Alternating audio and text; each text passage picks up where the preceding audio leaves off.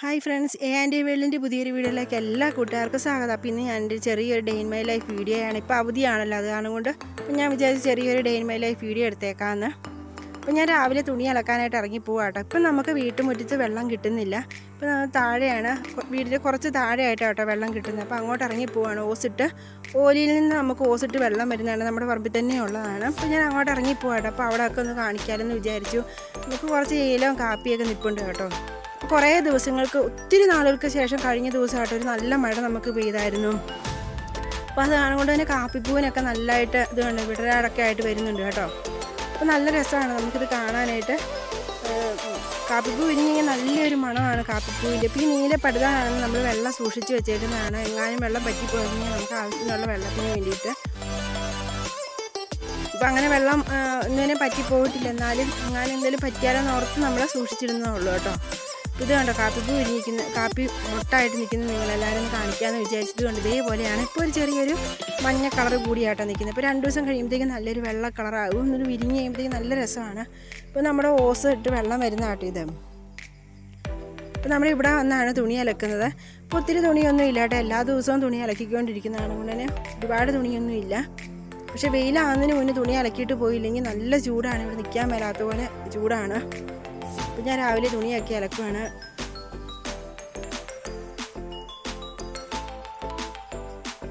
ഇന്ന് കുറച്ച് വിരുന്നുകാരൊക്കെ വരുന്നുണ്ട്, അപ്പോൾ അതിൻ്റെയൊക്കെ ഒരു ചെറിയ തിരക്കുണ്ട്. അപ്പോൾ ഒരു കുറച്ച് സമയത്തെ ഒരു day in my life video ഉള്ളൂ കേട്ടോ. കാപ്പി കുടിക്കോളം വരുള്ളൂ. ഇഷ്ടമായാലും ഒന്ന് ലൈക്ക് ചെയ്യാനും കമൻറ്റ് ചെയ്യാനും ഷെയർ ചെയ്യാനും മറക്കരുത് കേട്ടോ. അപ്പോൾ നമുക്ക് രാവിലെ ഒരു വ്യായാമം കൂടി കേട്ടോ, ചെറിയ തുണി അലക്കും വെള്ളം കുരിച്ചൊക്കെ. ഇപ്പോൾ ഇവിടെ നിന്ന് നമ്മൾ എടുത്തിട്ട് പോകണം കേട്ടോ വെള്ളം, നമ്മുടെ വീട്ടിലേക്ക് ആവശ്യമായിട്ടുള്ള വെള്ളം.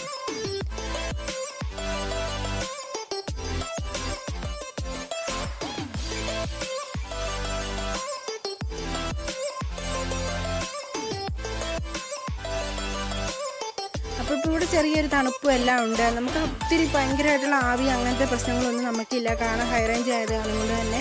ഇടുക്കി ജില്ലയിൽ ഇങ്ങോട്ട് വരുമ്പോഴത്തേക്കും നമുക്ക് ഇത്തിരി തണുപ്പൊക്കെ ഉണ്ടോ. തൊടുപുഴ ആ ഭാഗത്തോടൊക്കെ നല്ല ചൂടാണ്, സഹിക്കാൻ വയ്യാത്ത ചൂടാണ്. പക്ഷേ ഇങ്ങോട്ട് അത്രയും പ്രശ്നമില്ല. പിന്നെ ഞാൻ ഇങ്ങനെ തുണിയൊക്കെ അലക്കി തീർന്നു. ഇനിയിപ്പോൾ ഇത് ഇങ്ങോട്ട് ഊരി പിഴിഞ്ഞെടുക്കണം.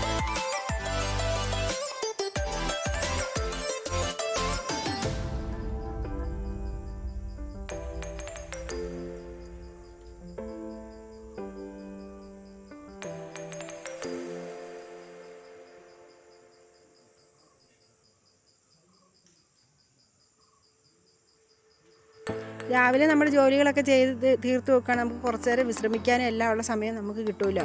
ഇപ്പോൾ ഒന്നാമത്തെ ചൂടും കൂടെ ആണെങ്കിൽ തന്നെയല്ല, എനിക്കിപ്പം ജോലിക്കൊന്നും പോകണ്ട, ആ സ്കൂളൊക്കെ അടച്ചിരിക്കുകയാണല്ലോ. അപ്പോൾ എല്ലാം അങ്ങനെയൊക്കെ ഉള്ളതാണ്, നമുക്ക് വേറെ എന്തെങ്കിലുമൊക്കെ ജോലികൾ ചെയ്യാമല്ലോ. അപ്പോൾ ഞാൻ തുണിയെല്ലാം ഊരി പിഴിഞ്ഞ് വെച്ചിട്ടുണ്ട്. ഞാനിത് എടുത്തുകൊണ്ട് പോകണമെന്നൊന്നും എടുത്തിട്ടില്ല കേട്ടോ, കാരണം ഇതിൽ വെള്ളമൊക്കെ പിടിച്ചുകൊണ്ട് പോകണമല്ലോ. അപ്പോൾ ഞാൻ വീട്ടിൽ വന്നപ്പോഴത്തേക്കും കപ്പ നന്നായിട്ട് വെന്തിട്ടുണ്ടായിരുന്നു. അതിന് മുളകൊക്കെ ഇട്ടു. ശേഷം ഉണക്കക്കപ്പയാട്ടോ, ഇനി നമുക്ക് നന്നായിട്ടൊന്ന് ഇളക്കിയെടുക്കാമെന്ന് വെച്ചു കേട്ടോ.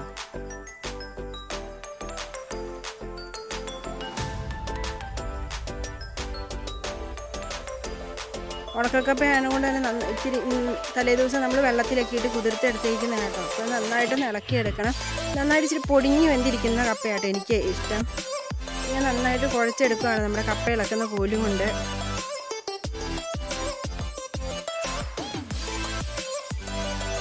ഇപ്പോൾ നമ്മുടെ കപ്പയൊക്കെ നല്ലതായിട്ട് ഇളക്കി എടുത്തിട്ടുണ്ട്.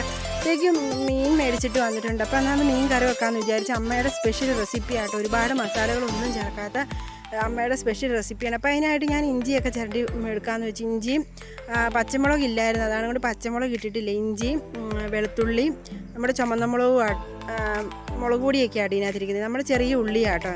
അപ്പോൾ ഇതെല്ലാം ഞാൻ വൃത്തിയാക്കി എടുത്തിട്ടുണ്ട്. ഇതുകൊണ്ട് ഇതേപോലെ അരിഞ്ഞെടുത്ത് വെച്ചിട്ടുണ്ട്.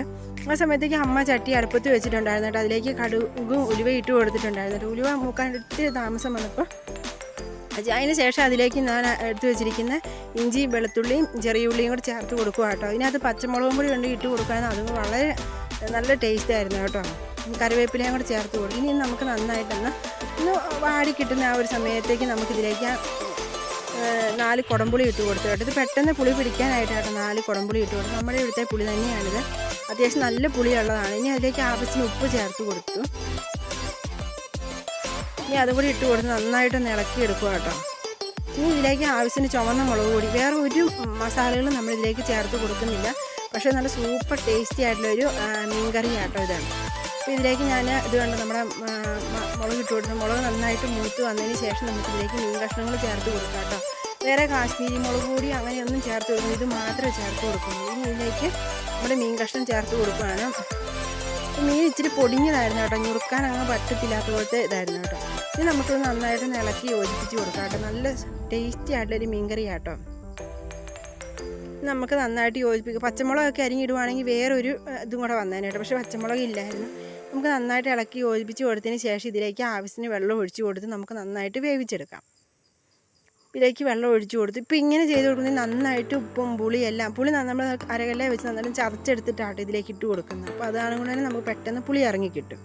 ഇനി ഇത് വേകുന്ന സമയത്തേക്ക് ഞാൻ പെട്ടെന്ന് ഇടിയപ്പം ഉണ്ടാക്കാനായിട്ട് നോക്കുക കേട്ടോ.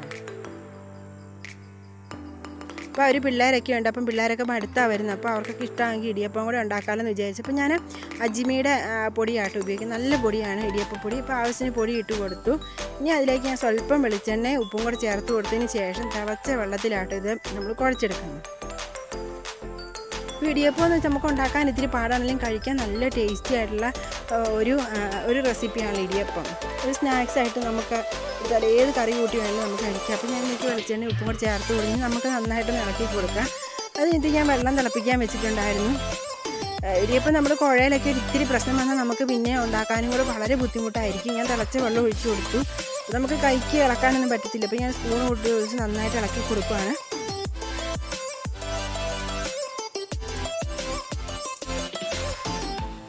അതിന് ശേഷം ഞാൻ കൈ വെച്ച് ഇങ്ങനെ കുഴച്ചെടുക്കുക കേട്ടോ. കൈ ഇങ്ങനെ പൊള്ളും, എന്നാലും നമ്മൾ ഊതി ഇങ്ങനെ കുഴച്ചെടുക്കുക കേട്ടോ. കാരണം നമുക്ക് കൈക്കും കൂടി ഒന്ന് കുഴച്ചെടുത്താലേ അതിൻ്റെ ആ ഒരു പദം വരുള്ളൂ കേട്ടോ. അപ്പോൾ അതിന് ശേഷം ഞാൻ ഇഡ്ഡലി പാത്രം അടുപ്പത്ത് വെച്ച് കൊടുത്തിട്ടുണ്ട്. നമുക്കിതിലേക്ക് തേങ്ങയൊക്കെ ഇട്ട് കൊടുത്തതിന് ശേഷം നമ്മുടെ ഇടിയപ്പം നമുക്ക് ഉണ്ടാക്കിയെടുക്കാം കേട്ടോ. അപ്പം ഇച്ചിരി ഉണ്ടാക്കാൻ പാടാണെങ്കിലും പക്ഷേ ടേസ്റ്റ് നമുക്ക് പെട്ടെന്ന് വേവിച്ചെടുക്കാൻ പറ്റുന്ന ഒരു നല്ല റെസിപ്പിയാണല്ലോ നമ്മുടെ ഇടിയപ്പം.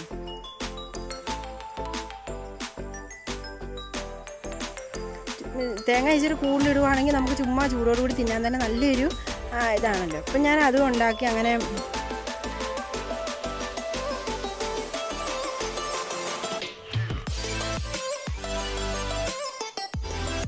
ഞാൻ ആദ്യത്തെ 2 തട്ടിലേക്ക് ഞാനിങ്ങനെ ഇതിൽ ഇഡ്ഡലിയുടെ തട്ടിലാട്ടോ ഉണ്ടാക്കുന്നത്.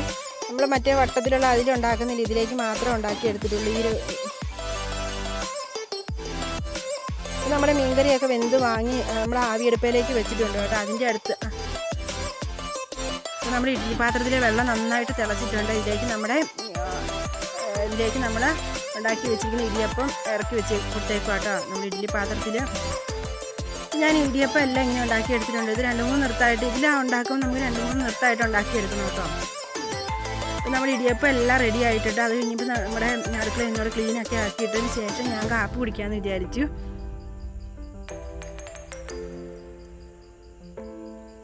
അപ്പോൾ നമ്മൾ മുമ്പേ ഇളക്കി കുഴച്ച് വെച്ചിരിക്കുന്ന ഉണക്ക കപ്പയും നമ്മുടെ സൂപ്പർ ടേസ്റ്റി ആയിട്ടുള്ള മീൻ കറിയും കൂട്ടി ഞാൻ അങ്ങനെ കപ്പ കഴിക്കുന്നത് കേട്ടോ. നല്ല ടേസ്റ്റി കേട്ടോ. നല്ല ആവശ്യത്തിന് ഉപ്പും പുളി എല്ലാം പിടിച്ചിട്ടുള്ള സാധാരണ ചിലപ്പം ചില മീനൊന്നും പെട്ടെന്ന് പുളി ഉപ്പൊന്നും പിടിക്കില്ല കേട്ടോ. പക്ഷേ ഈ ഒരു രീതിയിൽ കറി വെച്ചാൽ നല്ല ടേസ്റ്റി ആയിരിക്കും. അപ്പോൾ ഇടിയപ്പത്തിനടുത്ത് തേങ്ങയുടെ ശിഷ്ടം കേട്ടോ ഈ പാത്രത്തിലിരിക്കുന്നത്. അപ്പം വീഡിയോ ഇഷ്ടമായാലും ഒന്ന് ലൈക്കും കമൻറ്റും ഷെയറും ചെയ്യാൻ മറക്കരുത് കേട്ടോ.